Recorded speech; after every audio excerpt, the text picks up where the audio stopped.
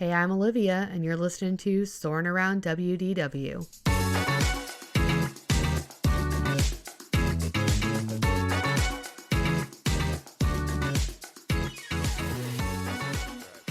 Happy Wednesday, everyone. Hope you're having a great week. We are back today to discuss the next section of Hollywood Studios' Star Wars Galaxy's Edge, as well as Toy Story Land.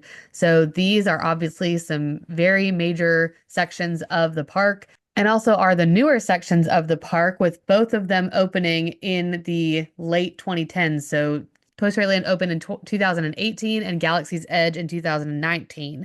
So when I was researching this, I don't know that much about Star Wars history. I'm familiar with the characters and the movies, but didn't have that much knowledge of some of the newer stuff. And so it was interesting to read about. Obviously, it's an extremely popular area that has grown and just become massive with its following, and is probably the most immersive area in all of Disney World, besides maybe Toy Story Land or Avatar. So we are going to hop right in, starting with the Star Wars Rise of the Resistance attraction. And this attraction does have a height restriction. It was opened on December 5th, 2019, and it's an attraction that combines a trackless dark ride, walk-through portion of the ride, a motion simulator, and a drop ride system. So it does put guests right into the middle of a battle between the Resistance and the First Order. And Rise of the Resistance is set between the time of The Last Jedi and The Rise of Skywalker, if you're familiar with the movies and television series of Star Wars. So featuring 4 interworking ride systems in conjunction with audio animatronics, practical sets, projection mapping, and screen-based media, Rise of the Resistance is one of the most complex and advanced attractions that is at Disney World. So it was designed obviously by Walt Disney Imagineering. It's insanely complex, and I think if you've ever been on this attraction, you know that. But when I was reading this, I was like blown away by how much behind the scenes and different, mechanical, technical stuff is going on in this attraction. So the construction of the attraction did have some big technical challenges. It contains 65 audio animatronic figures, but also the ride building itself required the largest concrete pour in the history of Disney parks, which is wild to think about with everything that they've built in the parks. There are more than 5 million different lines of code that control the various aspects of the ride, and people have considered this to be a technical masterpiece, which is funny that they say that. We can talk a little bit more about it in a bit, but it does also have a lot of issues. So with bigger technology does come more problems, more breakdowns, more things not working properly. So we'll get into that in a little bit. In addition to the 50 stormtroopers, like I said earlier, there are actually 65 different moving animatronics that appear throughout the ride. And the attraction was initially planned to open with Galaxy's Edge on Galaxy's Edge opening day, which was March 7th, 2019. But then it was announced that it would open later than the rest of Galaxy's Edge for quote unquote phase 2 is what they were calling it. And on July 11, 2019, the opening dates for Rise of the Resistance were revealed, with Hollywood Studios' version opening first on December 5th, 2019, and then Disneyland's version of Rise of the Resistance opened second on January 17th, 2020. The ride has definitely received a lot of praise. And during its reporting of the fiscal first quarter of 2020 results on February 4th, the Walt Disney Company did say that attendance rose 2% at its domestic theme parks during that quarter. And moreover, the U.S. parks overall was up 10%. So Disney CEO Bob Iger reported that the twin debuts at both parks, coming out just about the same time of Rise of the Resistance attractions, contributed to this huge increase in per capita spending in the parks, which makes 100% sense. And it was the first ride to actually use a virtual queue in Disney World, which did give a mixed response from guests at both parks. Some guests really liked virtual queue because you didn't have to stand in line that entire time. You still did have a little bit of a wait, but you could go do other things and have to come back. Other people complained that you wouldn't know what time you'd get called, so you'd be in the middle of a dinner reservation or in the middle of another attraction and have to zip back over to that side of the park. So pros and cons, but it was the first of a few attractions that ended up using virtual queue at this point, which there are none as the time of this recording. There are no more virtual queue attractions throughout Walt Disney World. And from September 23rd, 2021, the boarding group virtual queue system paused, meaning that guests at Hollywood Studios could actually walk up and wait for Rise of Resistance. Now, this created huge demand and huge queue lines that ran through a large part of the park. Now they also do have an individual single pass for this attraction, and there is also a single rider option as well. But as Regan and I have talked about in previous episodes, we don't recommend single rider for your first time, even though you will have a much shorter wait, mostly because you do not usually get the full immersive experience that you do going through the rest of it. If you're going to do it for the first time and you don't want to wait in the walk-up line, the individual single pass is the way to go, even though it does cost a little extra money. You zip right in there. Eiley and I did this when we went on our trip, and it was very fast. This was announced initially along the entire Galaxy Edge lands announcement at the 2015 D23 Expo. And the actual attraction lasts about 18 minutes and that's from the initial getting on the ship through the end of the attraction. So where you're riding in the vehicle isn't quite that long, but the entire experience is about 18 minutes once you get aboard the initial ship. And each ride vehicle does hold 8 passengers with 2 rows of four. You do have a seatbelt that you wear during this attraction. And again, like we talked about earlier, there is the height requirement of 40 inches.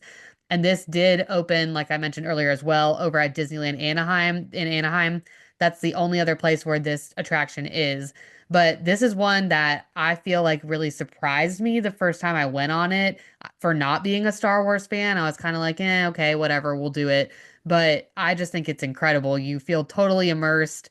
You really have this awesome story about being trapped between the Resistance and the First Order and trying to escape. And it's this whole big production, which is really cool. But what do you think about this, Dad? You've been on this, right? Yes, I've been to Galaxy's Edge once, and that was about a year ago. Okay. We went over and first time to see Galaxy's Edge. When I was in high school, Star Wars came out for the very first time, and there were three big movies that were kind of my the big movies of my high school years, and it was uh, Star Wars, which was massive, Rocky, which was massive, and Saturday Night Fever, the dance and Yeah. all the Wow. disco on John Travolta. Those are the three biggies when I was in high school. And even though I love sci-fi to some degree, but I was just like you. I know it sounds absolutely bizarre. A lot of people don't even understand. I was never a huge Star Wars fan. I know all the characters. I saw all the three movies a number of times. It's very good. I have nothing against it, and so just spinning off that, going into this ride, I was absolutely, like probably most people, blown away. It was absolutely amazing. I think, the Imagineers took it to just another level in so many areas. And the ride, like you said, it's 18 minutes from start to finish, and it's a whole story. And even if you're not maybe a fan like yourself or other people, you got to go on it anyway, at least one time. You'll probably want to go back again, many times. I know I want to go back again and try it and go on it, a number of times still. Yeah, so that's kind of my story with it. I was never a huge Star Wars fan.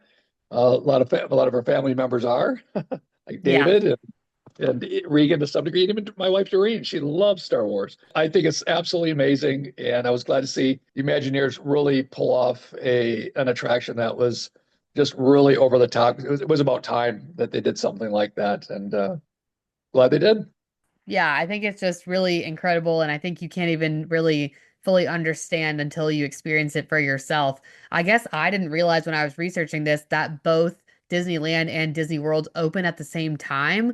I remember when Maddie and I were there, it was in 2018. So, like a year before the Galaxy's Edge at Disneyland opened. And obviously, Rise of the Resistance wasn't until right after that. But I, for some reason, thought that Disney World came a couple years before, but no, they were kind of, the double launch at the same time that they decided to go ahead and open both together, which I think was smart marketing somewhat because you got both coasts, pouring into the parks. And, wait times would have been way higher if they only opened one at a time.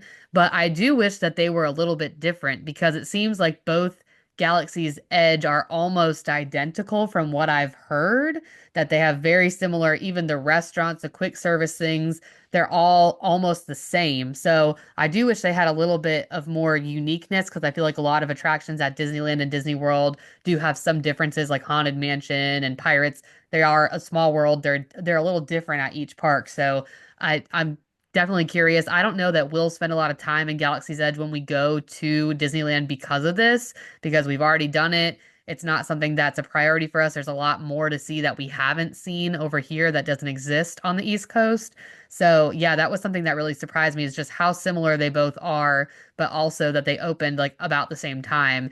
And as far as the technical aspect, if you have been to Hollywood Studios on a day where this ride has never gone down, you should probably play the lottery because this ride almost always goes down.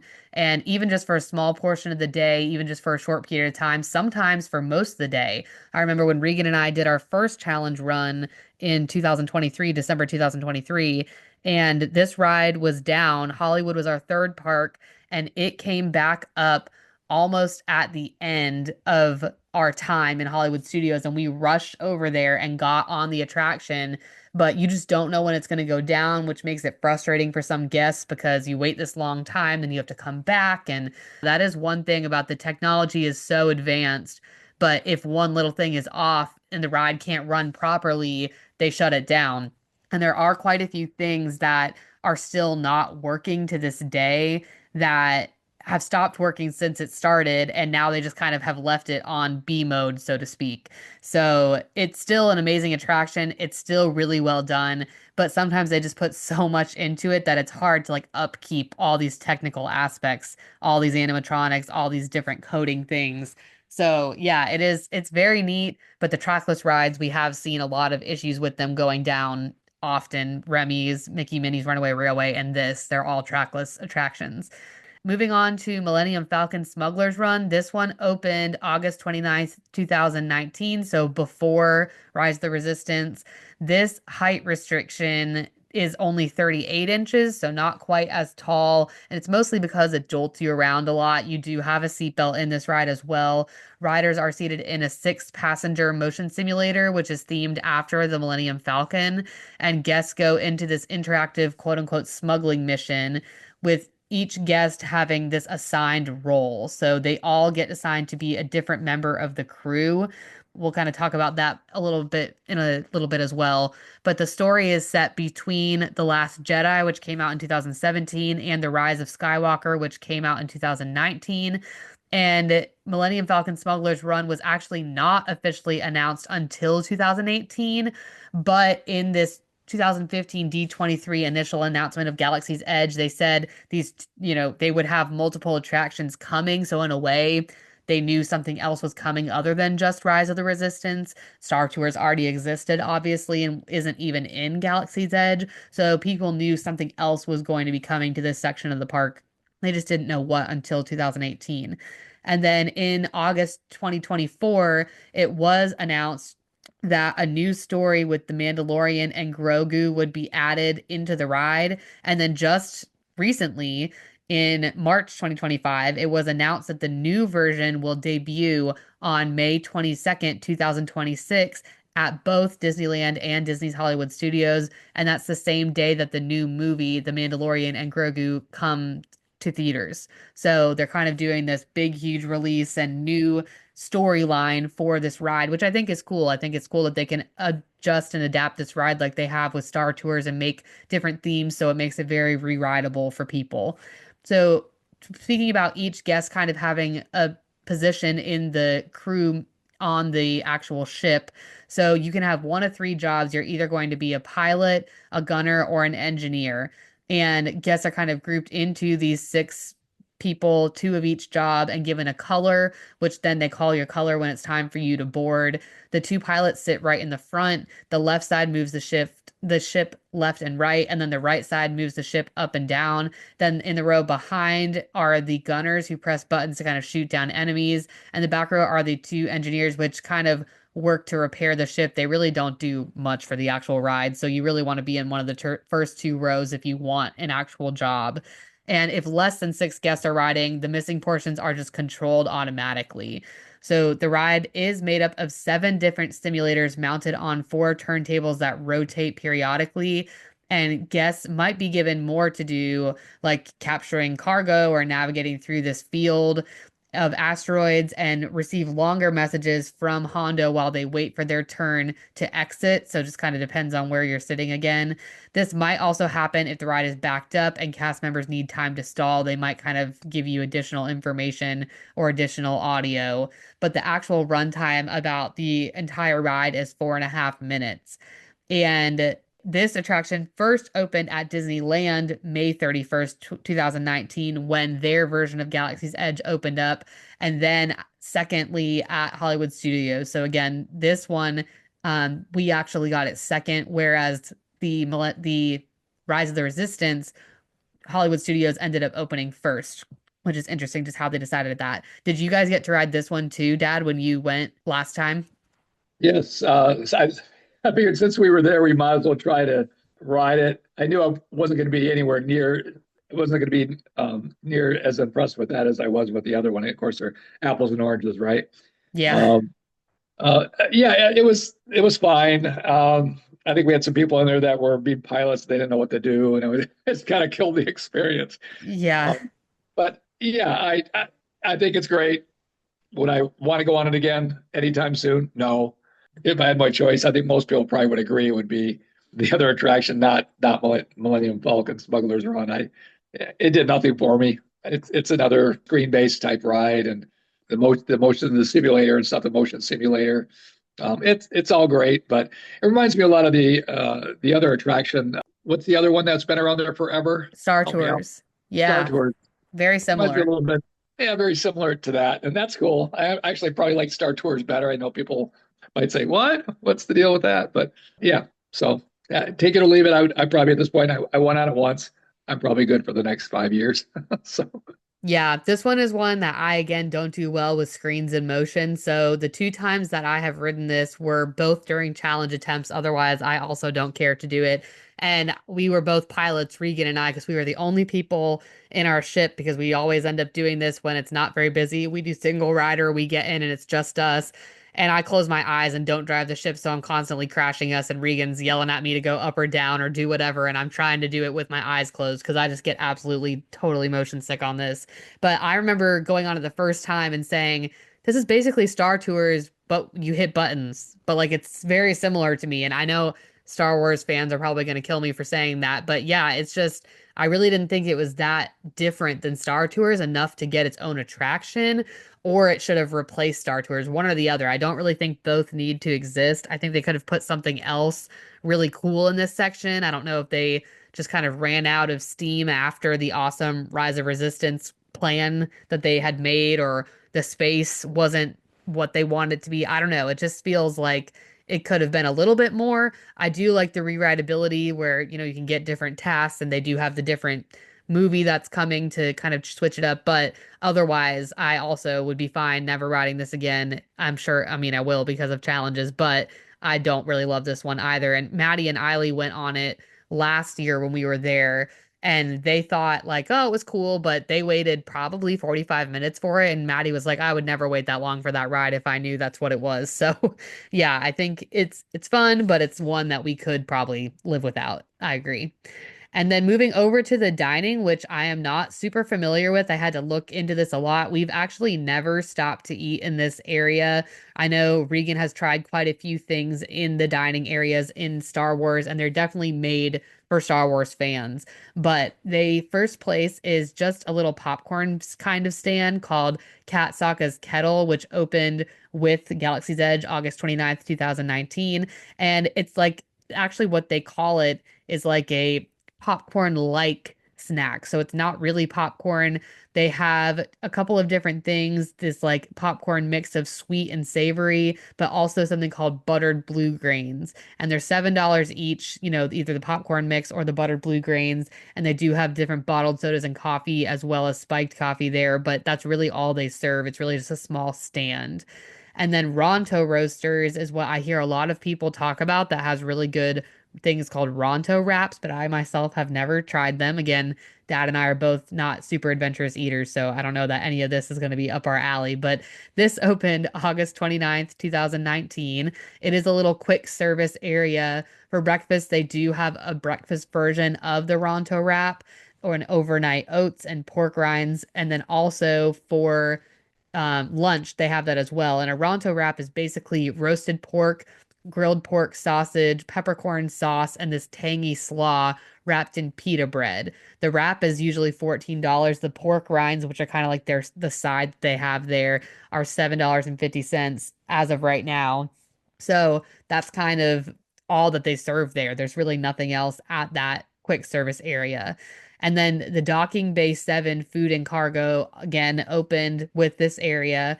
And they have a couple of different things, which I wrote down the names of. I'm probably going to totally butcher, but Batuan beef and crispy tapado, which is a smoky beef braised in tamarind sauce served with harvest vegetables. They have a peka tuna poke, raw tuna tossed in spicy sriracha dressing on this green papaya salad.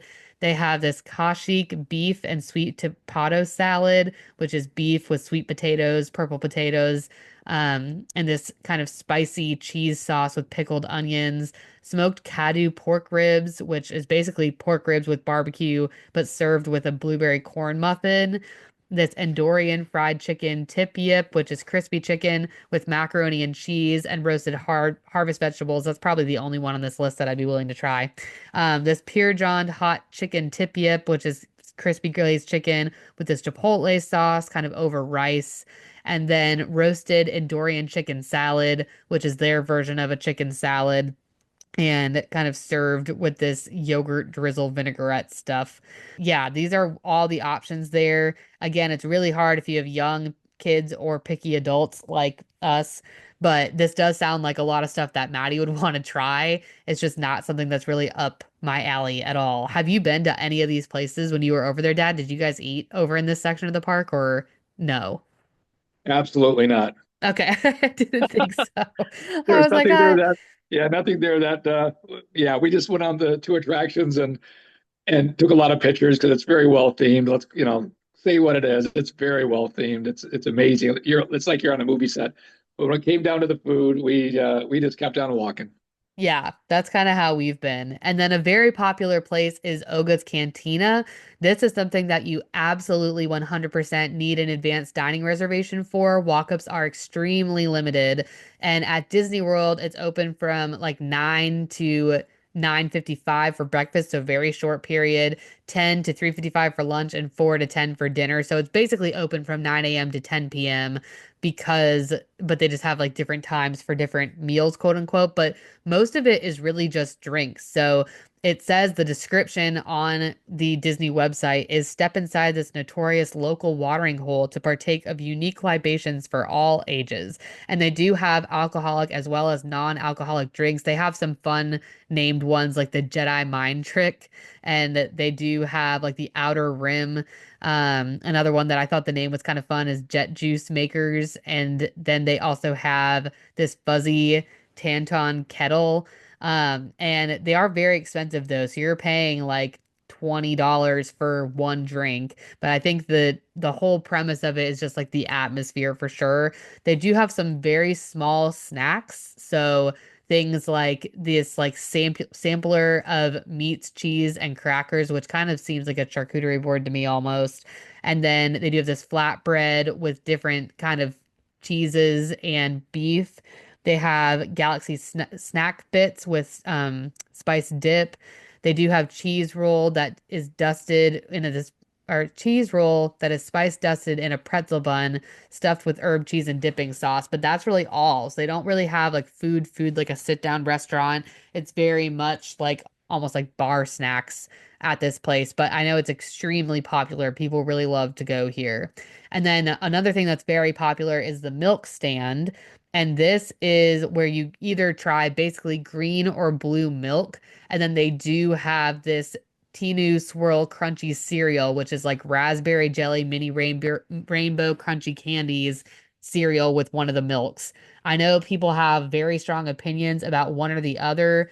I do believe that I tasted a blue milk once and I thought it was fine. But it's not something that I would pay for again. All of this runs about $10. And I'm not a big like milk drinker and then go on rides kind of a girl. So that just, I know it's not actually milk. It's like coconut and rice milk, not like dairy milk. But yeah, it's not really up my alley. But I know people are very much team blue or green milk, and it's a whole thing that we've seen some characters in this area, which it's funny because of the way that this park is laid out. So you've got Star Tours in one section, you've got Galaxy's Edge in the other section, and then you have Animator's Courtyard, which has its whole other Star Wars area that we'll talk about. And so the character meet and greets for Star Wars are kind of spread throughout this area. So you have BB-8, you have Chewbacca, which could be in Galaxy's Edge or Animation Courtyard. So you really have to check the app for where he's at. Darth Vader, which I believe is almost always in Animation Courtyard, but I could be wrong about that. First Order Stormtroopers, Kylo Ren, The Mandalorian, Rey, and Vi Moradi. And so those are all the different character meet and greets. So quite a few just for Star Wars, but again, they are kind of spread out throughout these different areas, might depend on the time of day where you see them.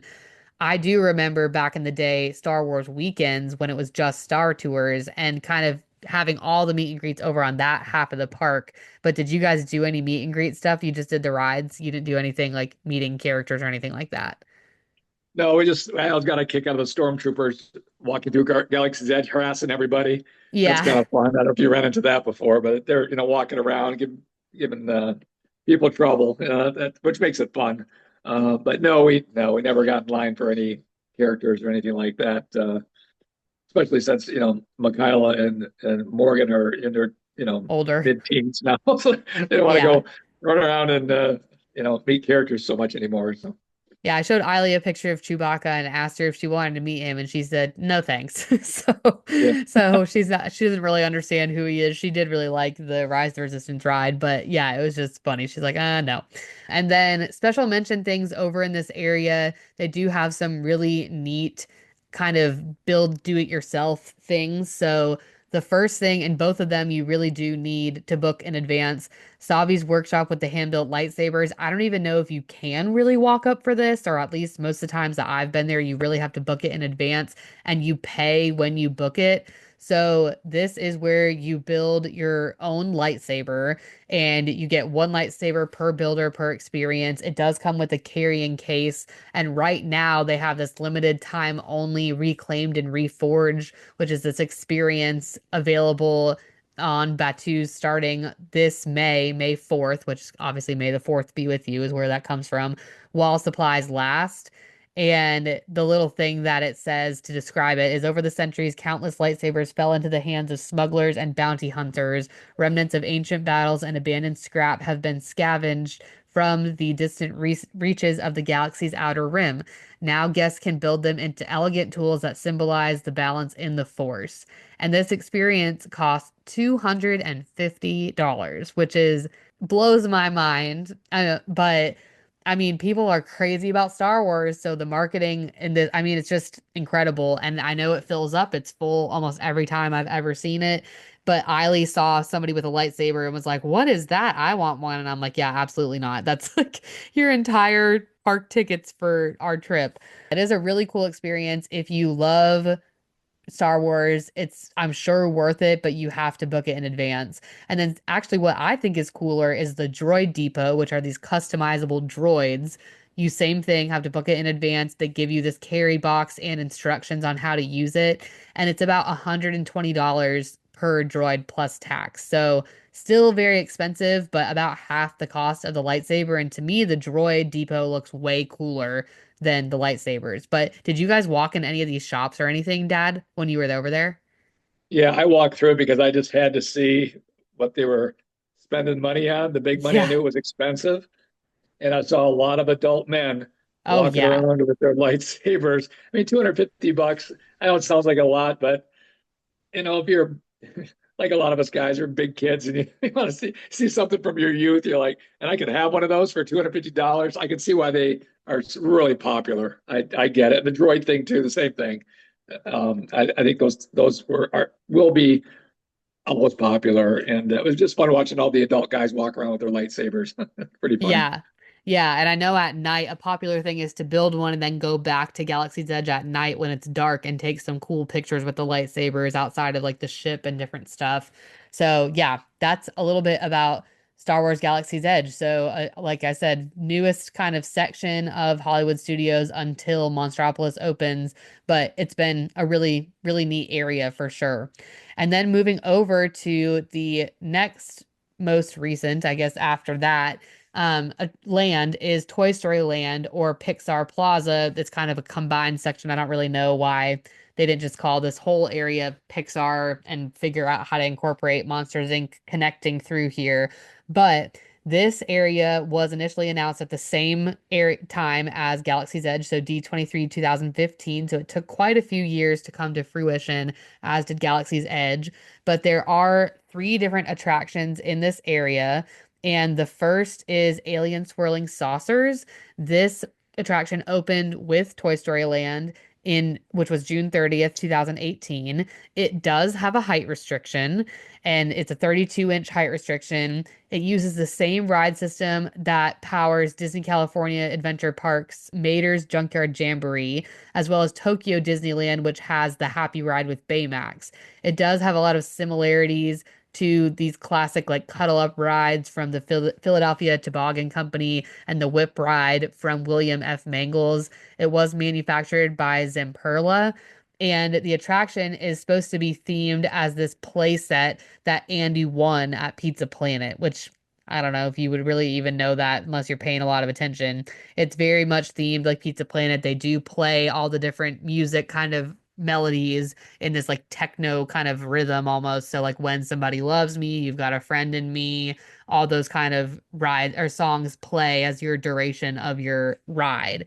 And it was announced in 2018 that this ride would be constructed in Walt Disney Studios Park at Disneyland Paris as part of its $2 billion expansion, but then it was silently canceled in the expansion. So Disneyland Paris does not have this attraction, which I think it's fine. We'll kind of talk about that, but the attraction's fine. There are two sides to the ride. Each have 11 saucers that hold about two or three guests. So they call it, a lot of people call it AS and AS2, Alien Swirling Saucers 2, because it has the separate section and are not always operating. So only during very busy or peak times do they have both sides going. Sometimes it's only just the one side. It just kind of depends. And you can get Lightning Lane Multipass for this as well as the rest of the attractions in this section of the park. But I think when I first went on this ride, I was like, okay, it's like a little different than teacups, obviously, but it whips you around a lot more than that. So, what was your thoughts on this? Have you been on this, Dad?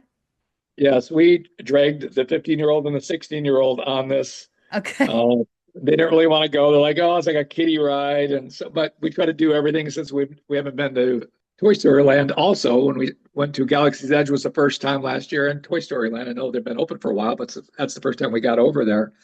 And yeah, I mean, it's fun. It reminds me of some of the rides we had at the fair back home in Michigan, the county fair. They had a Yeah. ride something like that called the Whip or something like that. It was very Yeah. similar. So it's a very attraction that's been around for a long time. They just plussed it a little bit. You know how Disney does, takes a standard ride and makes it into alien swirling saucers, their own thing. So yeah, it's fine. Again, we did it. We wrote it just because probably more for a joke, and I don't see me going on that again anytime soon, unless it's probably with your two girls, Yeah. your two granddaughters. So Eiley likes it. Blake was not tall enough last year by like a smidge. Now she is tall enough, so I'm sure we'll go on it because it's one of the few things in this half of the park that she can go on, which we'll talk about. Almost everything between Galaxy's Edge, Toy Story Land has a height restriction, which is kind of a pain when you have little kids. So she always has to just like watch her sister do this one. But it can get a wait. Usually it's about 20 or 30 minutes, and you usually wait about that time. I think Eiley and I waited like I don't even know 20 minutes last time we went, which is fine, not bad at all for a Disney ride. But yeah, it's a cute theming. I definitely think the theming is really cool. The big buzz statue right outside of it is awesome, but the ride itself is fine. But it does whip you around pretty good, so I get why the height restriction is on there. And then Slinky Dog Dash opened again with this section, so June 30th, 2018. This has a height restriction of 38 inches, so not super tall for a roller coaster, but again, still a height restriction that not everyone can go on. And it's themed around the Slinky Dog character from obviously the Toy Story films. And the story of the ride is that Andy built this roller coaster using his Dash and Dodge Mega Coaster Kit and decided to use Slinky Dog as the ride vehicle. So the ride can accommodate 4 trains at a time, and each train seats 4 people. So they kind of load you 10 at a time. One will go, then the other one will kind of go after that, and two are kind of emptying out at similar times. The top speed of this attraction is 40 miles per hour and lasts about 2 minutes long. And Slinky Dog Dash is the only double launch roller coaster at Disney World. It is a tier 1 Lightning Lane multipass, so there's also no single rider or individual Lightning Lane multipass for this ride. So it has to be your tier 1 selection if you're doing multipass because it runs out very quick. So you really want to get it. It also gets to be a very long line. So we've waited, I think we try to rope drop this if we're rope dropping, but even with rope drop, we've waited 40 minutes for this before, 30 minutes for this. They do often, as many rides at Disney World, they increase that wait time by a huge amount. And so they'll say like 90 minutes when it's really not 90 minutes, but usually this wait is at least an hour. So just be prepared. It is hot, it's covered, but it's still out in the elements. There's no air conditioning. So just something to keep in mind if you have really little kids, you definitely want to lightning lane this unless you're willing to wait a very long time in this ride. So just something to think about as well. So what did you think of the Slinky Dog Dash roller coaster when you went on it, Dad? Before I give you my thoughts on Slinky Dog Dash, I really think for myself that the whole Toy Story land is super cool. It's more me than Galaxy's Edge. You know, people might say, "What?" It's all the toys I grew up with. You know, being a kid of the '60s, I can look back at almost every one of those toys. Either I had them or my sisters had them. I had 3 sisters. But Slinky Dog Dash, I thought was really well themed. It was super smooth. Of course, it was brand new, right? Tubular track ride, so it's going to be super smooth. And I thought I like the way they you go halfway through it, then they sit back and they stop you, then they launch you again, just like they probably would the toy, and all the theming around it. Disney just such a good job with theming. Yeah, I thought it was a great coaster. It's a little short, but I think I say that about most of the coasters at Disney. Yeah. Yeah, I think it's really cool and I like the double launch too. I think it gives you a minute to like catch your bearings, especially if you have a little kid on the ride and then kind of go for the second half and yeah, I think it's really well done. I love Slinky. I also similarly think that Toy Story Land I is my favorite out of the two just because we love Toy Story, grew up very much in the Toy Story area being an early 90s kid and coming, both movies coming out when we could remember them and seeing, I believe we saw Toy Story 2 in the theaters, if I'm remembering correctly, because that was like 99 or so.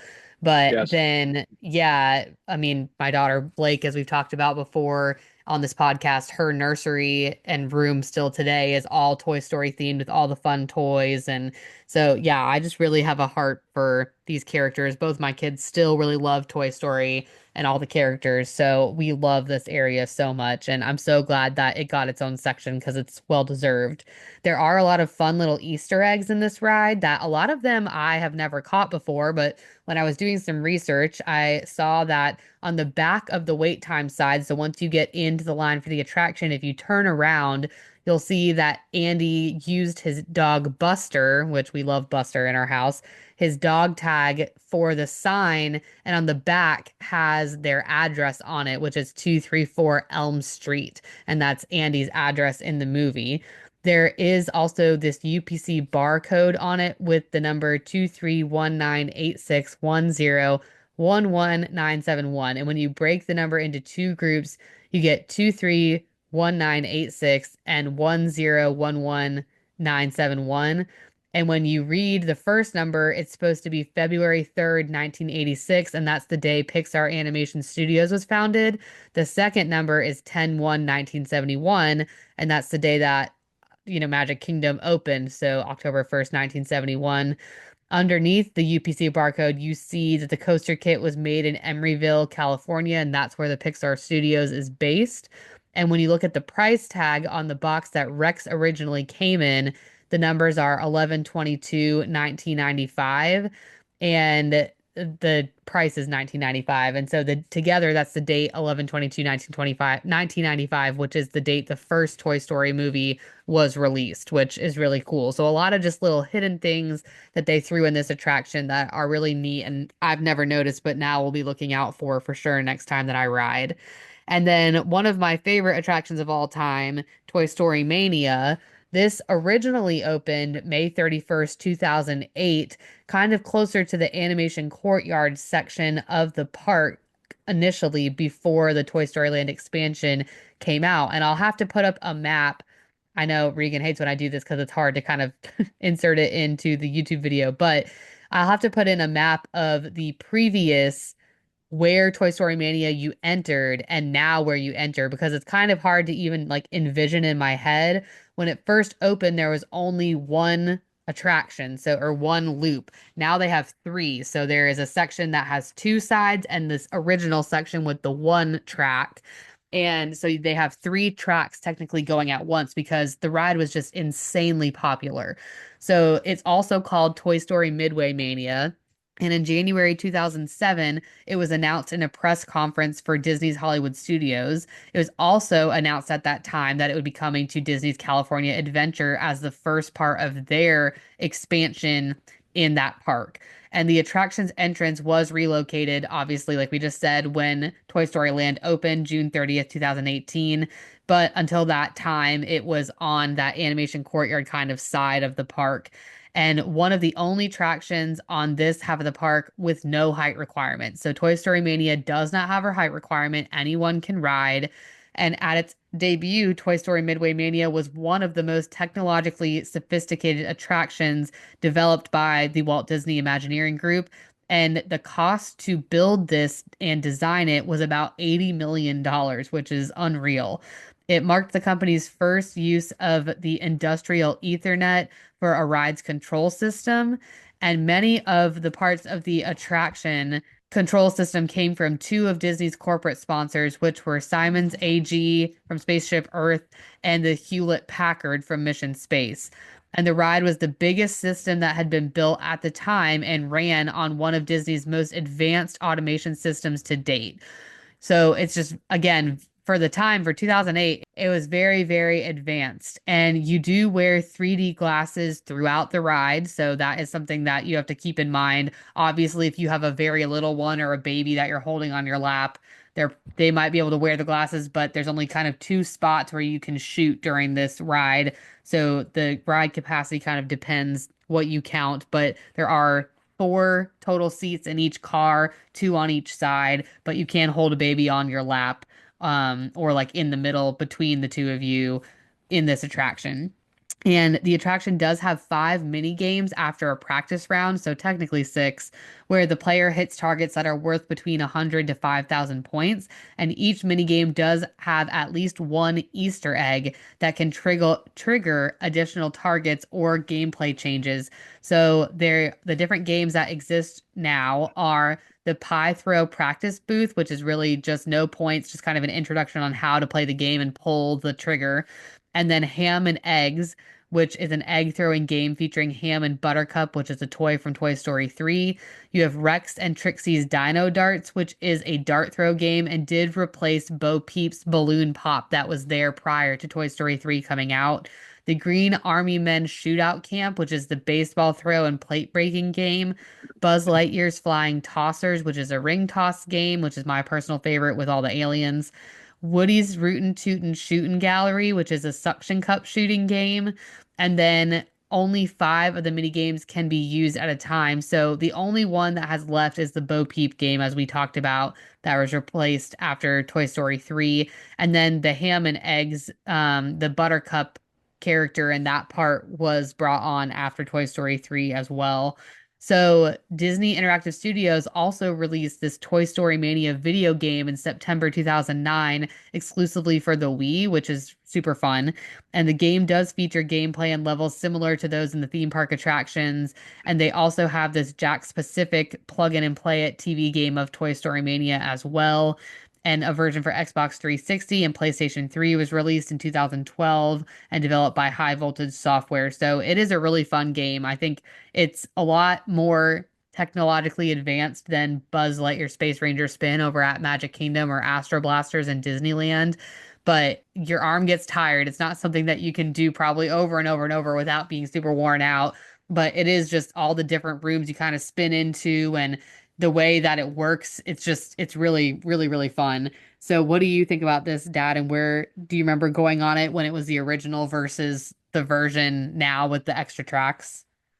Yes, we went on it many times back in the day, and then we've gone on it a variety of times relatively recently. I love the game. I think it's very well done. I can never beat my wife. She beats me every time. I don't know what the trick is, but uh, I kick her butt. I kick her butt in Buzz Lightyear, Space Ranger Spin, but I cannot beat her for the life of me. And she gets a pretty high score in Toy Story Mania. But no, it's great. I love the queue, walking through the queue and seeing all the games and all the Tinker Toys and Chutes and Ladders, all the stuff on the ceiling, the Scrabble. It's just it's simply themed, but it's just memories. I'm sure a lot of the people around my age can walk through there, go, oh, I remember these games and had all these games, and yeah, it's very well done. I could play. You're right though. Your elbow and your wrist get a real workout. Yeah. And only when I've done with that, I'm like, okay, I'm good. I could. You're right. You could go over and over probably a number of times. You probably get what they call tennis elbow or something by doing that. So yeah, I love it. Yeah. Yeah, I love this one too. And it doesn't have single rider. You can get a Lightning Lane multi-pass or wait in the line. And the line varies. Sometimes it's low, like 25 minutes. Sometimes it's like over an hour. So it really depends on how busy it is and time of day. It is a really, really fun ride. I know when it initially opened, we went that year in 2008 for my birthday shortly after it opened, like June. My birthday is in June. So right after it opened, and we waited. Oh my gosh, I think we waited like 2 hours for this ride the first time, and I took my friend Gretchen and my mom and my aunt. We waited in line forever for this, but we thought it was so worth it. We really loved this attraction. And when Maddie and I first started dating, we actually started dating May 30th, 2008. So right before this opened, he came with me the next year to Disney, and we loved this ride. It's just so cool. Like you said, even just the queue and all the games and everything, they've just done such a good job with it. So we really like it. There is the California version that opened June 17th, 2008, so shortly after the Disney World Hollywood Studios did. And then also the Japan version, Tokyo Disney Sea attraction. This opened July 9th, 2012. So it is at a couple of other parks. But yeah, it's a really cool ride. It's definitely one of my top rides of all time throughout all the parks for sure, because I just think it holds up really well and is always really fun. And I like that it has no height requirements, so even little ones can go on it, even if they don't get to play necessarily, they think it's really cool. So it's a fun one. And then the last technical attraction in this section, I don't know that I count it as an attraction, is Meeting Edna Mode. This reopened May 14th, 2023. I couldn't figure out when it had opened initially, but it reopened about 2 years ago. And it's called the Edna Mode Experience, which included this pop-up super suit gallery. Of course, there's no capes listed in that because she is a no cape girl. And it is an indoor meet and greet. So big key to this is air conditioning. You wait indoors the entire time. There is framed artwork displaying Edna Mode's fictitious achievements, and then these magazine covers, newspaper clippings, interview excerpts, all these different things. And wait time almost always says 20 minutes or higher. It's usually only about half of what it says per what I read online. This is surprisingly not a meet and greet that we've done, even though we're huge Incredibles fans, mostly because we want to meet Buzz and Woody and Jesse, or, those characters more. We just really love all the Pixar characters. It's not open all day long like Mickey and Minnie are, like we talked about last week, you have to really pay attention to the times in the queue, but it's constant. So you get in line, you will meet her. If she needs to take a quick break, she comes right back or whatever. They switch out people if they need to. It's an air conditioned experience, which is always a plus. I am surprised that she got her entire own section. I kind of wish that they do this like Epcot where you meet Mickey, Minnie, and Goofy all together, like they did her, Mr. and Mrs. Incredible, and Frozone together. But we'll talk about the other characters in a little bit. Have you ever done this, Dad? I'm assuming not, since you only went, last year for the first time to this area. No, I didn't even know this existed. So Okay. Yeah, I believe, if I'm remembering right, this used to be the indoor area where you would meet Buzz and Woody together. And I have a picture on my bachelorette party in this. I swear it's the same queue. It was indoors and you met them kind of inside that building, but I'd have to look that up to confirm it. And then they must have switched it to Edna mode. So yeah, that is where that is now. There are a couple of dining options in this section of the park, but not much. There's really only two. And the first is the Roundup Rodeo Barbecue, which opened March 23rd, 2023. This is a sit-down table service restaurant that I believe is family style, similar to Liberty Tree, where you can ask for more of certain things. It's $49 per adult, plus tax and gratuity, and $27 per child. And that's same for both lunch and dinner. And kind of what comes with it are the Prospector's homemade cheddar biscuits, and then they have this rootin' tootin' tomato salad.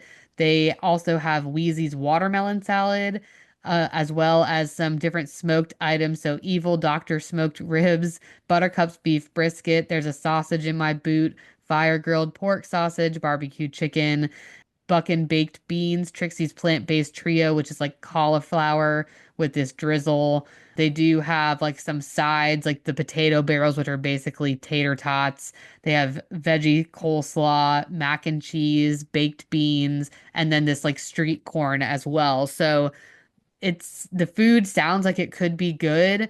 They do have desserts that each guest gets to pick one, which include lemon and blueberry cheesecake, chocolate silk pie, an apple pie, a peach strawberry pie, or this cupcake a la Forky for the kids, which is sounds delicious. It's like this gooey chocolate cake with graham cracker and buttercream and a sugar cookie in the top. So that sounds great. I think what's disappointing about this restaurant is it's not a character meet and greet. So you don't get to meet Buzz and Woody and everybody when you go in here. It's just to eat. So, I mean, I'm sure it's very well done and well themed. I'm sure the food is good, but to me, I'm like, I don't know that I need to pay that kind of money to sit down and not meet characters. That's just my opinion. But it is pretty new. It only opened about 2 years ago. And then Woody's Lunchbox is a quick service in this area, which is very popular. It's almost always full. You almost always have to mobile order. And then when your order's ready, show your phone so you can go walk up and get your food and get a table because they have such limited seating. They are expanding this area because of the high popularity, and it will have more canopies and umbrellas, but it is all open air, no air conditioning. And it does have breakfast and lunch. It's known for their Pop Tarts, which they call box tarts, as well as grilled cheese and tachos, which are basically nachos with tater tots. So it's like tater tots coated with beef and bean chili, shredded cheese, and queso with tomatoes and corn chips. And you kind of eat it like nachos, but they have potatoes on them. I've heard that the Pop Tarts or the box tarts are very good. I've heard the grilled cheese is very good, but because it's always exploding and the line is so long, we've never eaten here. Did you guys stop at either one of these places, Dad? no, but Pop Tarts and grilled cheese is right down my alley. Yeah, this sounds much more like something I would eat rather than the Galaxy's Edge food. I'm a simple guy. What can I say? But no, it sounds good. But we never stopped. We saw it. We thought it was themed out really cute and everything, but we never, because we were getting ready to go to sci-fi, so that was the big one for us that day. Yeah, yeah. And then the other character meet and greets, which kind of happen intermittently throughout the day. In this section of the park, there's Mr. and Mrs. Incredible and Frozone, which are both kind of over closer to the Edna mode, like Pixar place section. And then there's Woody and Jesse, which come out almost right near Toy Story Mania.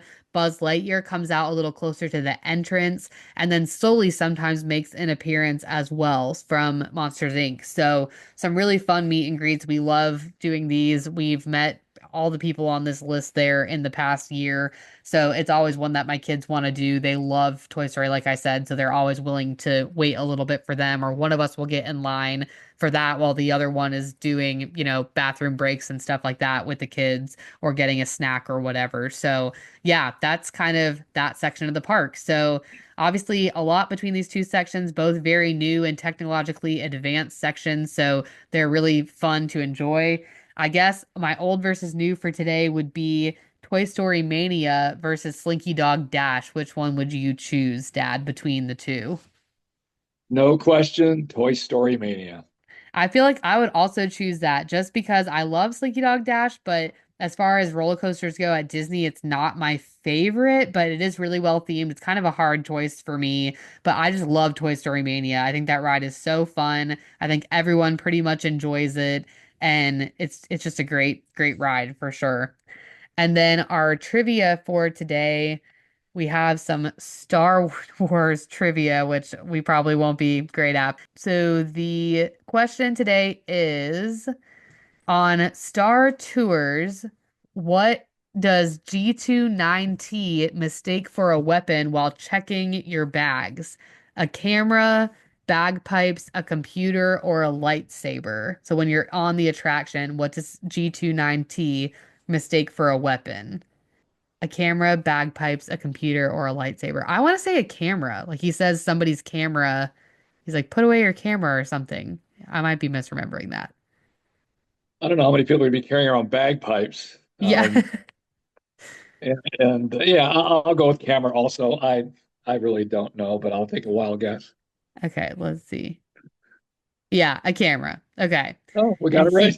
he then mistakenly destroys a few items. I feel like that was a little more obvious than I thought. I was like, yeah, unless they like planted a computer or a lightsaber somewhere, I was like, I don't think bagpipes is the answer. Okay, great. Perfect. Well, that is everything for this week's episode. Definitely be on the lookout for all of the fun stuff that we have coming up in our finale of Hollywood Studios next week for Parks of the Present. We just have one more section of the park, which is Animation Courtyard. And then we're going to go through our top five and bottom five attractions like we did at Magic Kingdom. And I'll be posting a poll kind of asking what else you guys want to hear about for this park. And also, thanks again for everyone who has been playing along with our attraction showdown for March Madness. That was really fun. So, that has been really awesome just to get you guys engaged and kind of see what the winner is. So, that is all for this week. And thanks again for listening. We'll see you next time. See you next week. Hey, thanks so much for listening. If you enjoyed today's episode, be sure to give us a follow on Instagram at Soarin Around WDW Pod, where we share fun reels, throwback photos, and dive into our old versus new debates. If you're listening on YouTube, don't forget to like, subscribe, and drop a comment. And for our Spotify listeners, a follow and a 5-star review would mean the world. If you're listening on Apple, hit that 5-star button and leave us a written review as well. Thanks again for joining us. See you next time.